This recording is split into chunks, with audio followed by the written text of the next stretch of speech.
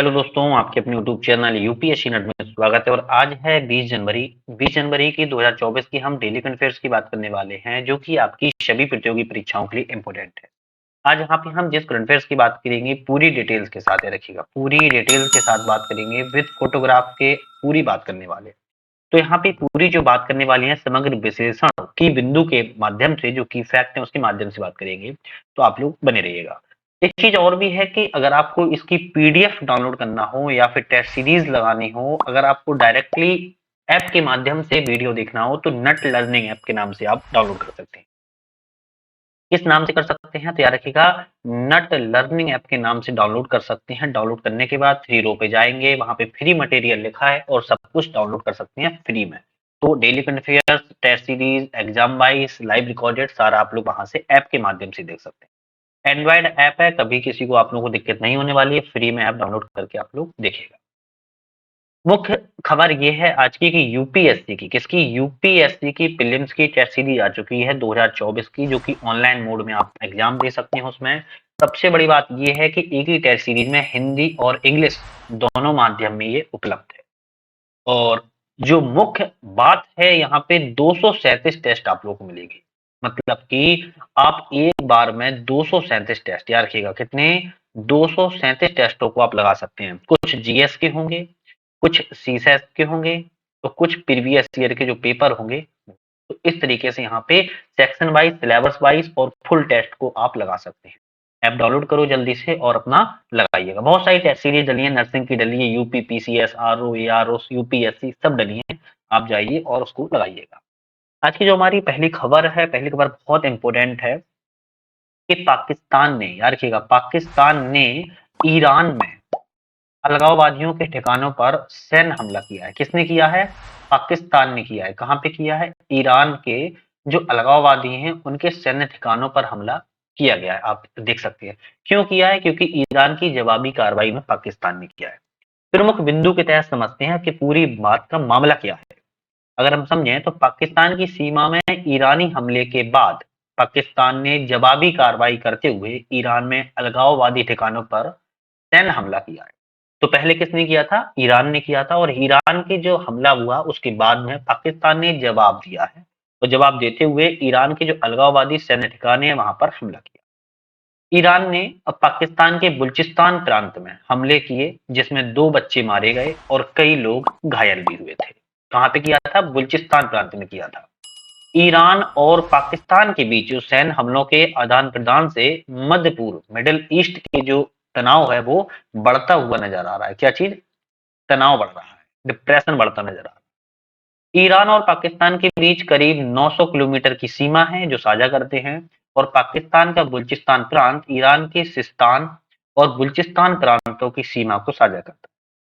तो जो बलूचिस्तान का प्रांत है, ईरान का सिस्तान, वो और बलूचिस्तान का प्रांत एक दूसरे की सीमाओं से साझा करता है, जिस तरीके से भारत का उत्तर प्रदेश और नेपाल, ठीक है, बिहार और नेपाल, इस तरीके से। अब बात करें तो क्यों लड़ रहे हैं ये दोनों, जो ईरान है और पाकिस्तान है, लड़ क्यों रहे हैं? ये भी तो बात है ना।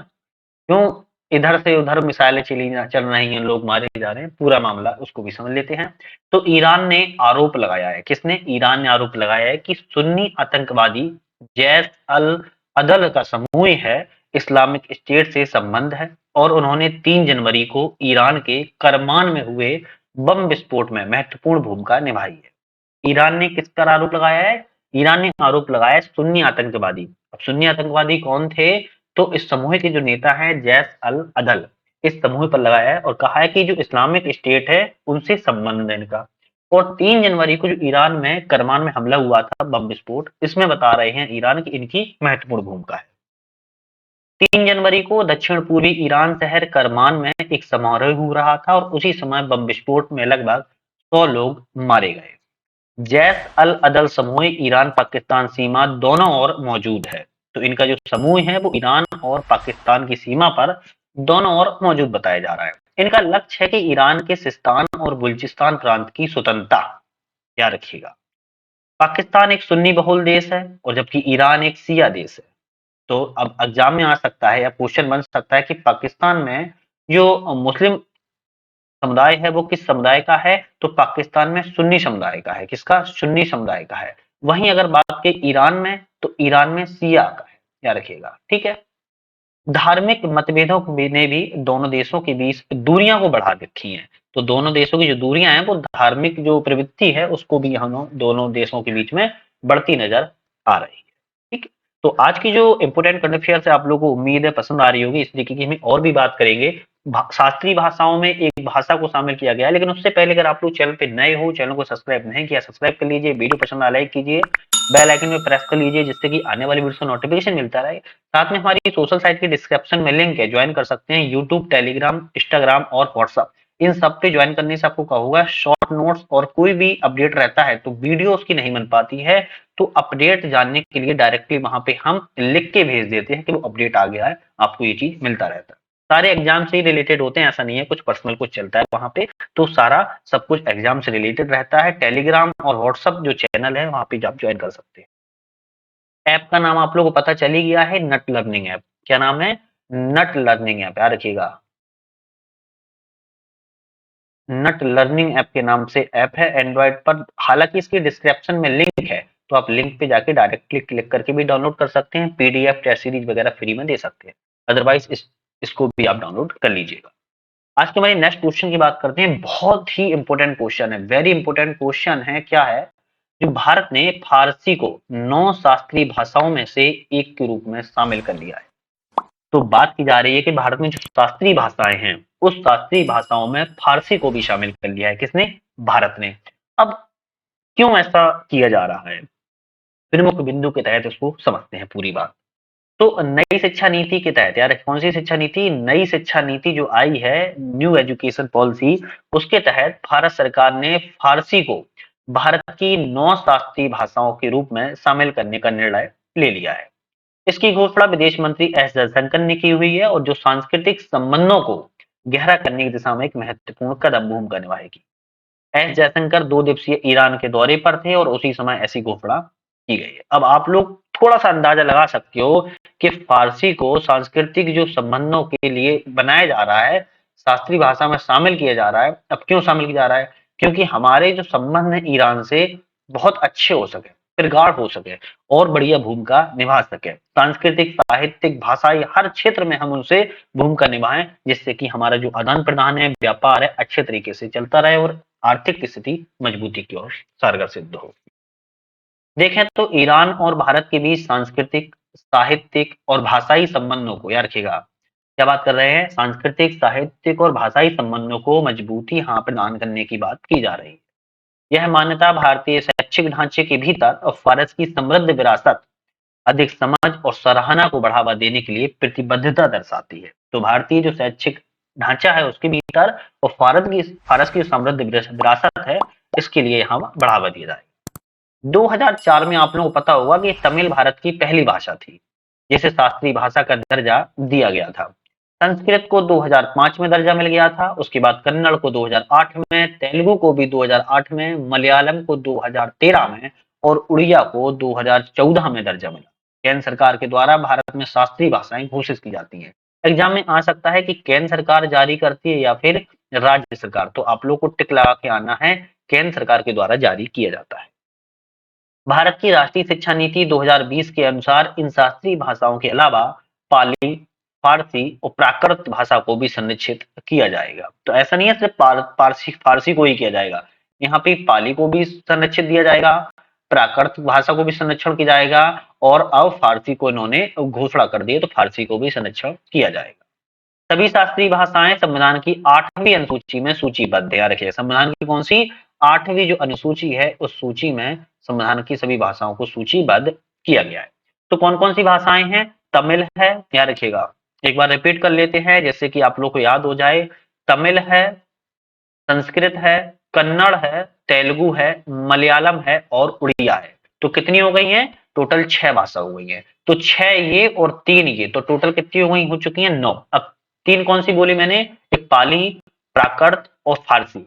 तो 6 हो चुकी हैं तमिल, संस्कृत, कन्नड़, तेलुगु, मलयालम, उड़िया, और 3 हो चुकी हैं पाली, फारसी, प्राकृत। तो टोटल 9 भाषाओं को शास्त्रीय भाषा के रूप में दर्जा दिया गया है। संविधान की 8वीं अनुसूची में ये सूचीबद्ध है। नेक्स्ट क्वेश्चन की बात करते हैं गुजरात के। याद रखिएगा, गुजरात के वडनगर में 800 ईसा पूर्व मानव बस्ती की अवशेष पाए गए। कौन सी बस्ती के? मानव बस्ती की। याद रखिएगा, जब मानव बस्ती के अवशेष मिलते हैं तो कहीं ना कहीं एग्जाम में महत्वपूर्ण भूमिका निभाते ही है, एग्जाम में क्वेश्चन आने की संभावना बनी रहती है। और कौन से सन के बताए जा रहे हैं? 800 ईसा पूर्व के बताए जा रहे हैं। तो अब तो क्वेश्चन पक्का बनना है, पक्का बनना है, स्टार लगा लो। गुजरात के वडनगर में संबंध है इनका। तो गुजरात का अगर कोई भी क्वेश्चन आएगा तो गुजरात में आ सकता है शहरों के नाम पे, या हो सकता है कि केंद्र पे लेवल पे या किसी और राज्य पे एग्जाम हो तो यहाँ पे राज्यों के नाम पे आ सकता है कि गुजरात, महाराष्ट्र, उत्तर प्रदेश कहाँ पाए गए, तो इस तरीके से भी पूछा जा सकता है। तो गुजरात के वडनगर में आप इसका फोटो को देख सकते हो, इसीलिए फोटो लगाते हैं जिससे कि आपके माइंड में सेट हो जाए, है ना। प्रमुख बिंदु समझते हैं क्या है। गुजरात के वडनगर में प्रधानमंत्री नरेंद्र मोदी के गांव में करीब 2800 साल, कितना? 2800 साल पुरानी मानव बस्ती के अवशेष मिले हैं। अब इनका संबंध कोई चुनावी मुद्दे से नहीं है, नहीं आप लोग समझ जाओ, है ना। तो ये तो सौभाग्य की बात है कि उनके गांव के करीब मिला है, अब इसमें क्या कर सकते कोई। तो गुजरात के वडनगर में गांव में, किसका गांव में? प्रधानमंत्री नरेंद्र मोदी के गांव की। ये ट्रैक हो जाएगी, इससे याद हो जाएगा आपको, है ना। तो प्रधानमंत्री नरेंद्र मोदी के गांव के करीब 2800 साल पुरानी मानव बस्ती के अवशेष मिले हुए हैं। यह अध्ययन किसने किया है? तो भारतीय प्रौद्योगिकी संस्थान खड़गपुर, भारतीय पुरातत्व सर्वेक्षण और भारत भौतिक अनुसंधान प्रयोगशाला, जवाहरलाल नेहरू विश्वविद्यालय जेएनयू, डेक्कन कॉलेज के द्वारा आयोजित किया गया। तो यहाँ पे इन इतनी संस्थाओं की भूमिका भी है। साथ से यह पता चला है कि मानव बस्ती उत्तर वैदिक या फिर कह सकते हैं पूर्व बौद्ध महाजनपदों का या कुलीन तंत्र गणराज्यों के समकालीन थी। तो एग्जाम में ये भी क्वेश्चन बन सकता है कि जो हाल ही में मानव बस्ती के अवशेष मिले हैं किसके समकालीन थी? उत्तर वैदिक पूर्व बौद्ध महाजनपद कुलीन तंत्र गणराज्यों के समकालीन थी। शोध से यह भी पता चला है कि गंभीर जलवायु परिवर्तन जैसे कि सूखा विभिन्न राज्यों के उत्थान और पतन में एक प्रमुख कारक थे। ठीक है। साथ में मध्य एशिया से बार बार होने वाली आक्रमण भी विभिन्न साम्राज्य के पतन के लिए कारण था। तो जो मध्य एशिया से, मिडिल एशिया से यहाँ पे बार बार आक्रमण हो रहे थे, आक्रमण के दौरान भी साम्राज्यों का पतन हो रहा था, ये भी एक कारण बताया जा रहा है। बड़नगर एक बहुसांस्कृतिक और बहुधार्मिक बस्ती थी। उत्थान से 7 सांस्कृतिक चरणों की उपस्थिति का पता चला है। तो एग्जाम में बन सकता है किस प्रकार की यहाँ धार्मिकता थी, बहुसांस्कृतिक और बहुधार्मिक बस्ती थी। सिंधु घाटी सभ्यता के पतन और लोह युग के उद्भव के बीच की अवधि को पुरातत्वविद द्वारा अंधकार युग माना जाता है।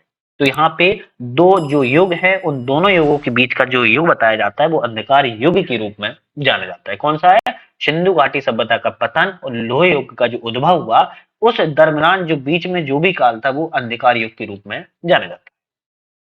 निष्कर्ष प्रतिष्ठित एल्सेवियर जनरल क्वाड्रेंटरी साइंस रिव्यूज में यह प्रकाशित हुआ था, जिसके आधार पर ये पूरी चर्चा थी। अभी की सबसे प्रमुख घटना जो आप लोग पता होनी चाहिए, पूर्व मुख्य न्यायाधीश, मतलब कि जो पहले मुख्य न्यायाधीश रह चुके हैं किसके? सुप्रीम कोर्ट के, सर्वोच्च न्यायालय के रंजन गोगोई को असम का सर्वोच्च नागरिक पुरस्कार मिला है। किस राज्य से मिला है? असम राज्य से मिला है, सर्वोच्च नागरिक पुरस्कार मिला है। तो इनकी फोटो को आप देखिए जिससे कि आपके माइंड में सेट हो जाए और याद बनी रहे। ठीक है। तो इनको कौन थे? ये पूर्व मुख्य न्यायाधीश थे। पूर्व मुख्य न्यायाधीश कहाँ के थे? तो सर्वोच्च न्यायालय के थे, रंजन गोगोई थे, और इनको असम राज्य का सर्वोच्च नागरिक पुरस्कार से इनको सम्मानित किया गया है। भारत के पूर्व मुख्य न्यायाधीश, राज्यसभा सांसद भी रह चुके हैं रंजन गोगोई को असम राज्य के सर्वोच्च नागरिक, मतलब कि उसका नाम है असम वैभव। याद रखिए कौन सा वैभव है? असम वैभव। असम वैभव से इनको सम्मानित किया गया है, जो कि असम राज्य का सर्वोच्च नागरिक पुरस्कार है। यह पुरस्कार उनको 10 फरवरी को प्रदान किया जाएगा। याद रखिएगा कब प्रदान किया जाएगा? 10 फरवरी। घोषणा कर दी गई है लेकिन अभी मिला नहीं है, 10 फरवरी को इनको मिलेगा। पहले वर्ष में यह पुरस्कार रतन टाटा को प्रदान किया गया था और 2023 में यह पुरस्कार तपन सेकिया को प्रदान किया गया था। रंजन गोगोई भारत के मुख्य न्यायाधीश बनने वाले पूर्वोत्तर भारत के पहले न्यायाधीश थे। याद रखिएगा, या हैं, जो भी कह सकते हैं आप। तो रंजन गोगोई की भूमिका बहुत महत्वपूर्ण रही है इतिहास में और आने वाले समय में भी। ठीक है। तो रंजन गोगोई जो भारत के मुख्य न्यायाधीश बनने वाले थे वो पूर्वोत्तर भारत के, मतलब कि कह सकते हैं कि नॉर्थ ईस्ट भारत के पहले न्यायाधीश थे वो। ठीक है। यह पुरस्कार न्याय वितरण का विस्तार करने और न्याय शास्त्र को समृद्ध करने के लिए असाधारण प्रयासों को यह सम्मान के तौर पर इसको दिया जाता है और उसका नाम है असम वैभव। ठीक है। नेक्स्ट हमारी करंट अफेयर्स है, बहुत इंपॉर्टेंट है ये, very very important current affairs है। भारतीय राष्ट्रीय राजमार्ग प्राधिकरण, मतलब कि भारतीय राष्ट्रीय राजमार्ग प्राधिकरण के द्वारा एक वाहन एक फास्टैग, याद रखिएगा क्या है, फास्टैग की बात की जा रही है। और फास्टैग जब भी बात की जाती है तो आप लोग समझते हो कितना इंपॉर्टेंट रहता है। तो यहाँ पे राष्ट्रीय राजमार्ग प्राधिकरण के द्वारा नेशनल हाईवे जो अथॉरिटी है उसके द्वारा एक वाहन, मतलब कि एक वाहन होगा आपका, कार हो सकती है, ट्रक हो सकता है, कुछ भी हो सकता है, एक वाहन और एक ही फास्टैग पहल की शुरुआत की गई है। क्या है पूरी बात समझते हैं। तो इलेक्ट्रॉनिक टोल संग्रह प्रणाली की, याद रखिएगा इसकी, इलेक्ट्रॉनिक टोल संग्रह प्रणाली की दक्षता बढ़ाने और टोल प्लाजा पर निर्बाध आवाजाही की सुविधा प्रदान करने के लिए एक वाहन एक फास्टैग की शुरुआत की गई है। इस पहल का उद्देश्य क्या है, सबसे बड़ी बात यही निकल के आती है, इस पहल का उद्देश्य क्या है, क्यों बनाया जा रहा है। तो कई वाहनों के लिए एकल फास्टैग का उपयोग अथवा एक विशेष वाहन के लिए कई फास्टैग को जोड़ने जैसे उपयोगकर्ताओं को हतोत्साहित करना है। क्या करते हैं लोग, एक फास्टैग लिया और अपने घर की सभी कारों में लगा लिया या सभी गाड़ियों में लगा लिया। तो इस तरीके से इसका उद्देश्य कि एक वाहन और एक फास्टैग होगा, ठीक है, जिससे क्या होगा, जो सुविधा है आवाजाही की निर्बाध रूप से चल सकेगी। टोल प्लाजा पे जो सिस्टम है उसको भी कोई दिक्कत नहीं होगी, इलेक्ट्रॉनिक टोल प्रणाली पर भी कोई दिक्कत नहीं होगी। एनएचएआई फास्टैग उपयोगकर्ताओं को भारतीय रिजर्व बैंक के दिशा निर्देश के अनुसार केवाईसी अपडेट करके, याद रखिए कौन सा, केवाईसी, केवाईसी अपडेट करके अपनी नवीनतम फास्टैग की अपने ग्राहक को जाने प्रक्रिया को पूरा करने के लिए प्रोत्साहित कर रहा है। तो फास्टैग में भी केवाईसी होती है, उस केवाईसी को अपडेट करना है और नवीनतम फास्टैग के तहत इसको प्रक्रिया को, प्रोसेस को पूरा किया जाएगा। उसी तरीके से इसमें एक वाहन एक फास्टैग का उपयोग किया जाएगा। 31 जनवरी 2024 के बाद बकाया धनराशि के साथ अपूर्ण केवाईसी वाले फास्टैग को बैंकों के द्वारा निष्क्रिय या फिर ब्लैक लिस्ट कर दिया जाएगा। तो यहाँ पे जो टाइमलाइन दिया गया है तो 31 जनवरी को दिया गया है, 31 जनवरी 2024 का यहाँ पे टाइमलाइन है। कई वाहन के लिए कई फास्टैग जारी किए जाने और भारतीय रिजर्व बैंक के आदेश का उल्लंघन करते हैं, जो कि केवाईसी के बिना फास्टैग जारी किए जाने की हालिया रिपोर्ट के बाद एनएचएआई की एक पहल चालू की गई है। बताया जा रहा है कि नॉर्मली यहाँ पे केवाईसी अपडेट नहीं की जाती है और बिना केवाईसी के फास्टैग दे दिया जाता है, जिससे कि भारतीय रिजर्व बैंक के द्वारा जो आदेश निकला था उसका उल्लंघन होता है और उस उल्लंघन को मामलों को अमल में लाने के लिए एनएचएआई ने इस पहल को चालू किया है। इसके अलावा फास्टैग को कभी-कभी जानबूझकर वाहन की विंड स्क्रीन पर भी नहीं लगाया जाता है। इस पे नहीं लगाया जाता है, विंड स्क्रीन पर नहीं लगाया जाता। जब विंड स्क्रीन पर नहीं लगाया जाता है तो वो डिटेक्ट नहीं कर पाता है। अब डिटेक्ट नहीं कर पाता है तो प्रॉब्लम होती है किसको, टोल प्लाजा वालों को। फिर वो बाहर आते हैं, फिर वो स्कैन करते हैं, फिर वो अंदर जाते हैं, फिर वो इंटर करते हैं, तो ये दिक्कत भी होती है। ठीक है, तो जिसके परिणाम स्वरूप टोल प्लाजा पर अनावश्यक रूप से देरी होती है और अन्य राष्ट्रीय राजमार्ग उपयोगकर्ताओं को असुविधा का सामना करना पड़ता है। वही बात मैंने आपको बताई है, जब विंड स्क्रीन पर फाइनली नहीं लगाएंगे सामने तो कहीं ना कहीं वो डिटेक्ट नहीं कर पाता है, स्कैन नहीं कर पाता है, तो फिर अनावश्यक रूप से देरी यहाँ पे होती है। फास्टैग की लगभग 98% पहुंच देर और 8 करोड़ से अधिक उपयोगकर्ताओं के साथ साथ देश में इलेक्ट्रॉनिक टोल प्रणाली में भी क्रांति ला रही है। तो यहाँ पे जो फास्टैग है बहुत इंपॉर्टेंट है और ये जो टोल प्लाजा पे सुविधाएं होती हैं वो टोल प्लाजा की सुविधा आप देखोगे बहुत ही बढ़िया तरीके से आवाजाही होती है, बहुत ही महत्वपूर्ण भूमिका निभाता है। पैसे देना होता है, फिर लेना होता है, फिर उसके बाद आप जाएंगे आगे बढ़ेंगे, उससे अच्छा रहता है फास्टैग लगाया, आपके गाड़ी में जैसे ही बैठे 2 सेकंड होते हैं बाहर आप, इस तरीके से ये कार्य करता है, बहुत बढ़िया है। नेक्स्ट क्वेश्चन की बात करते हैं। केंद्रीय मंत्रिमंडल ने वित्त आयोग के लिए संयुक्त सचिव स्तर के 3 पदों को मंजूरी दे दी है। किसने दी है, केंद्रीय मंत्रिमंडल ने दी है। किसके लिए दी है, वित्त आयोग के लिए दी है। किसके लिए, संयुक्त सचिव स्तर के 3 पदों के लिए। क्या रखिएगा, जो बैठक आप देख पा रहे हो बैठक से आपको अब याद बना रहेगा। ठीक है, बैठक इसीलिए दिखाई गई है आपको। प्रमुख बिंदु के तहत पूरी बात करते हैं क्या है, तो 16वें वित्त आयोग, यार कौन सा वित्त आयोग है, याद रखना है आपको, ये 16वें वित्त आयोग के लिए सरकार की ओर से संयुक्त सचिव पद, 2 पद और एक आर्थिक सलाहकार पद का सृजित यहाँ पर किया गया है। तो 2 पदों के लिए किया गया और एक आर्थिक सलाहकार पद के लिए सर्जन किया गया है। अरविंद पनगड़िया को 16वें वित्त आयोग के अध्यक्ष के रूप में नियुक्त किया गया है। तो एग्जाम में आ सकता है अरविंद पनौड़िया कौन से वित्त आयोग के अध्यक्ष के रूप में नियुक्त हुए हैं, तो 16वें वित्त आयोग के रूप में, याद रखिएगा 16वें वित्त आयोग के रूप में नियुक्त की गई है, जिसमें ऋत्विक आर पांडे आयोग के सचिव के स्तर पर है। वित्त मंत्रालय ने आयोग में विभिन्न अधिकारियों और कर्मचारियों की नियुक्ति के लिए आवेदन भी आमंत्रित किए हुए हैं। 16वां वित्त आयोग 31 अक्टूबर 2025 तक अपनी रिपोर्ट सौंपेगा।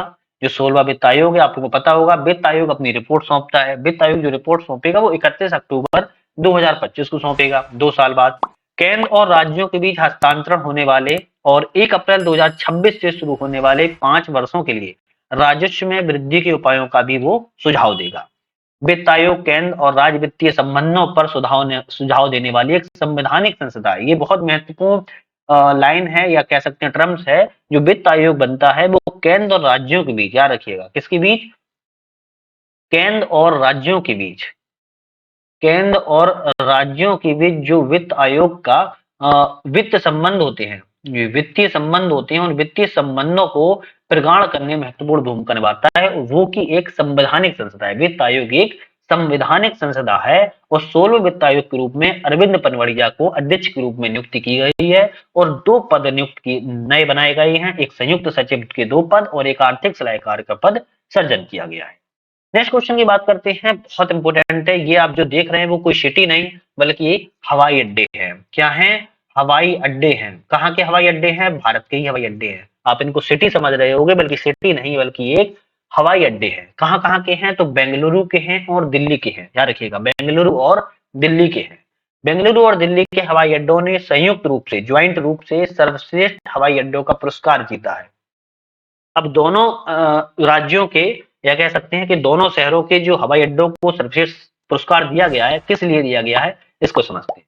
तो दोनों हवाई अड्डों ने नागरिक उड्डयन क्षेत्र में विंग्स इंडिया अवार्ड, यार कौन सा अवार्ड है, बहुत इंपॉर्टेंट है, याद रखिएगा, विंग्स इंडिया अवार्ड के 4थे संस्करण में संयुक्त रूप से पुरस्कार जीता है।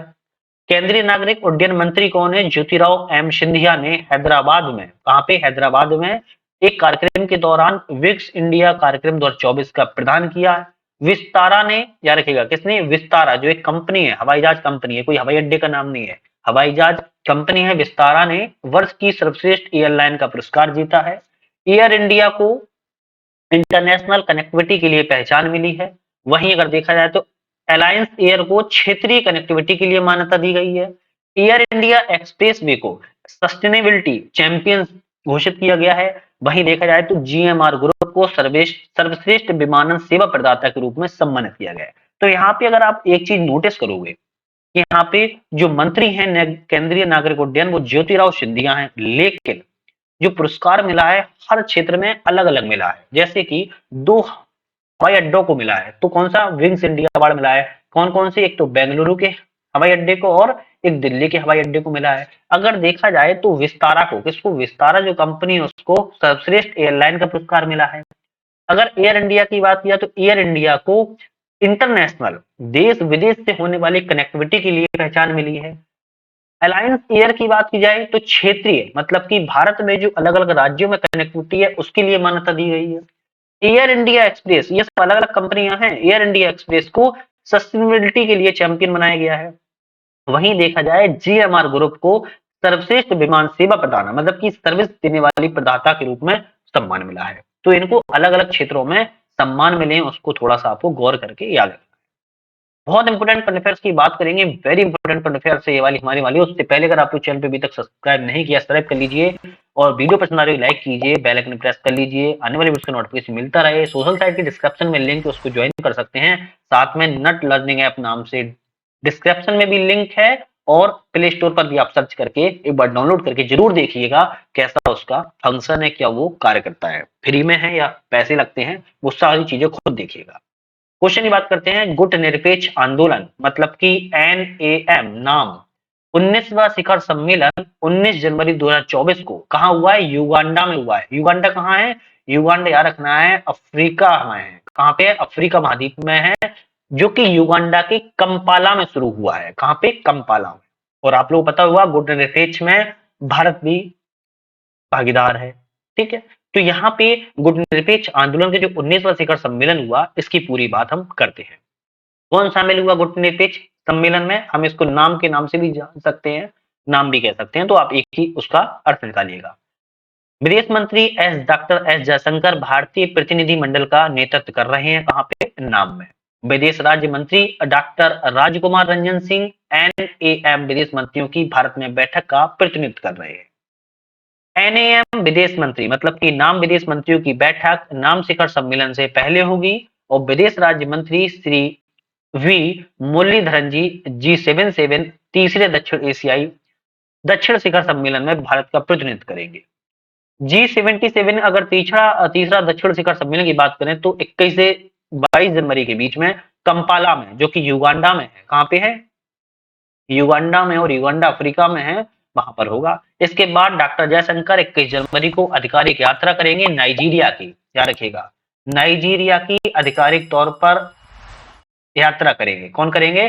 डॉक्टर जयशंकर करेंगे। ठीक है, गुटनिरपेक्ष आंदोलन के बारे में थोड़ा सा जान लेते हैं कि क्या है क्या नहीं है। तो इसका शॉर्टकट में नाम कहते हैं। युगांडा में 2022 से 2025 की अवधि अफ्रीका की ओर से गुटनिरपेक्ष आंदोलन की अध्यक्षता निभाएगा। नाम की अवधारणा की बात करें तो द्वितीय विश्व युद्ध की पृष्ठभूमि में उभरी थी। कौन सी? जो सेकेंड वर्ल्ड वॉर था। कौन सा? सेकेंड वर्ल्ड वॉर था, उस पृष्ठभूमि में इसको उभरती हुई नजर आई थी। यूगोस्लाविया, मिस्र, भारत, घाना, इंडोनेशिया के नेता 1955 में बोइंग सम्मेलन सिद्धांतों पर सहमत हुए थे। याद रखिएगा, ये नाम बहुत इंपॉर्टेंट, याद रखिएगा, यूगोस्लाविया, मिस्र, भारत, घाना, इंडोनेशिया। तो भारत भी है, इसमें आ सकता है क्वेश्चन। तो बोइंग सम्मेलन हुआ था और इन्हीं सिद्धांतों पर सहमत हो गए थे। इसका पहला सम्मेलन की बात करें कब हुआ था, तो 1961 में हुआ था, बेलग्रेड में। कहां पे हुआ था? 1961 में बेलग्रेड में हुआ था। अब बेलग्रेड किस देश की राजधानी है? किस देश की राजधानी है? कमेंट में आप मुझे बताइएगा, जल्दी से बताइएगा। ठीक है, नेक्स्ट क्वेश्चन की बात करते हैं। भारतीय कप्तान रोहित शर्मा T20 अंतरराष्ट्रीय मैचों में 5 शतक लगाने वाले पहले खिलाड़ी बन गए। कितने शतक लाए इन्होंने? 5 शतक लगा लिए हैं। तो पहले खिलाड़ी बन चुके हैं ये, आप इनकी फोटो देखिएगा, पहले खिलाड़ी बन चुके। कौन है? रोहित शर्मा जी हैं। तो इनके बाद अगर ऑप्शन में देखा जाए तो नाम आ सकता है किसी और का भी। ठीक है, तो इसको थोड़ा सा ध्यान रखना है आपको, कौन बने हैं। तो भारतीय कप्तान है रोहित शर्मा, इन्होंने T20 क्रिकेट में लगाए हैं, तो क्रिकेट का भी नाम आ सकता है, T20 अंतरराष्ट्रीय मैच में लगाए हैं। थोड़ा सा समझ लेते हैं इनके बारे में। वैसे तो प्रमुख बिंदु के तहत 17 जनवरी को उन्होंने बेंगलुरु के एम चिन्नास्वामी स्टेडियम में 3 मैचों की श्रृंखला के तीसरे और अंतिम मैच में अफगानिस्तान के खिलाफ, याद रखिए किसके खिलाफ? अफगानिस्तान के खिलाफ नाबाद में 121 रन बनाए हुए हैं। इस शतक के साथ ही उन्होंने T20 सर्वाधिक शतक की दौड़ में हम वतन सूर्य कुमार यादव, ऑस्ट्रेलिया के गलेन मैक्सवेल को पीछे छोड़ दिया है। स्टूर और मैक्सवेल दोनों ने खेल से सबसे छोटे प्रारूप में 4-4 शतक लगाए थे, और जबकि रोहित शर्मा ने 5 शतक लगाकर अपना रिकॉर्ड बना दिया है। ठीक है, रोहित हमवंतन विराट कोहली, सचिन तेंदुलकर के साथ शामिल हो गए हैं, क्योंकि प्रत्येक खेल प्रारूप में सबसे अधिक शतक लगाने वाले बल्लेबाजी की सूची में भारतीय शीर्ष पर है। सचिन ने टेस्ट क्रिकेट में 51, कोहली ने वनडे क्रिकेट में 50 और रोहित ने T20 में 5 शतक बनाकर इतिहास में अपना नाम रच दिया है, लिखा लिया है। ठीक है, तो जो बहुत मोस्ट इंपोर्टेंट आज के मैंने कंट्री पे बात की, आप लोग पसंद आई होगी। इसी तरीके की वीडियो देखने के लिए चैनल पे बने रहिएगा, सब्सक्राइब कीजिएगा, ऐप को डाउनलोड कर लीजिएगा, net learning app, description link है, सोशल साइट पे ज्वाइन कर लीजिएगा। आज के लिए इतना ही था, नेक्स्ट वीडियो फिर से मुलाकात करेंगे। वीडियो का बहुत बहुत धन्यवाद।